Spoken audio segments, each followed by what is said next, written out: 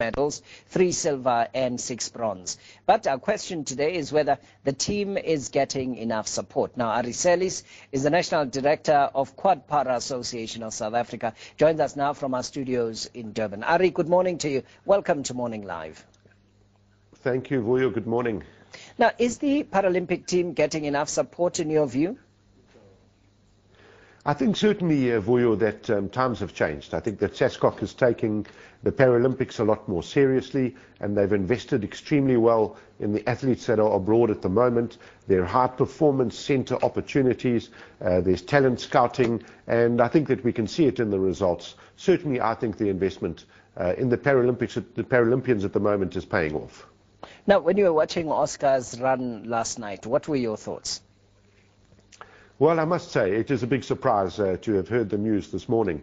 But it also goes to show that, the legend, and just like Chad Clough beat Michael Phelps, somebody reached beyond their grasp and took the legend out. But the silver medal is quite honourable, and so I think it's a celebration. We got another silver, and I have no doubt that Oscar will give it the extra go today again. Yeah. Your impressions on the performance of the team up to this point? They've already got 10 medals in the bag.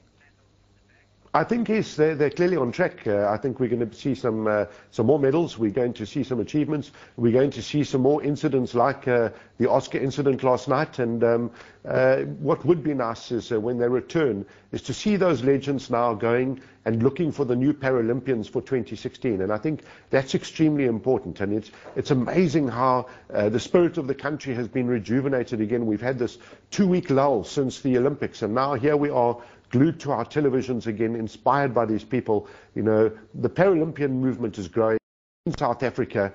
Certainly they've done us proud, and I think I would like to see double the amount of athletes in Brazil in 2016. And do you think the country is supportive enough? Look, Vuyo, there's lots we can still do. We'd like to see opportunities for people from rural areas to come into the sporting arena. We'd like to see more money invested in accessible venues so people with disabilities can have access to all sorts of sporting venues so they can dream the dream of being a Paralympian. So there's a lot still to be done on the ground to find our future Paralympians. But we're on the right track. There's no doubt about that. All right, Ari, thank you very much for joining us this morning. Thank you, Vuyo. Thank you very much. Seirlis is with Quad Para, joining us from our studios in Durban, talking about the work that's being done in supporting the Paralympic team, but also talking about just exactly the quality that we're getting there, and Oscar Pistorius' performance. Now, the Lonmin Platinum Mine strike, which led to the death of 44 people in just a week, has not only left the country shocked. The August 16th incident, where police shot and killed 34 miners, will go down in history as one of the most violent labor disputes in post-apartheid South Africa. Workers maintain that they will not budge from their demand for 12,500 rand in wages. They maintain despite working in a harsh and dangerous environment, they take home as little as 4,000 rand per month. Seirlis profiles a miner, a Lesotho national, who's been working at Lonmin for over 20 years. His net pay is just over 4,000 rand per month. Nkaning informal settlement, a home away from home for the majority of mine workers. Many escaped the high levels of poverty at their native countries and communities in search of economic opportunities here in Rustenburg. Nelson Foloko, a Lesotho national, is one of them. He has 3 children in life. He stays in this one-room shack and earns just over 4,000 rand per month, despite having worked at the mine for over 20 years. I want to see change.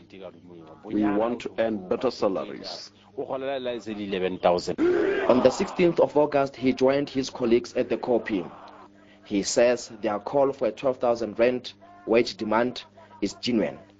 Like any responsible parent, he wants a better life for his children.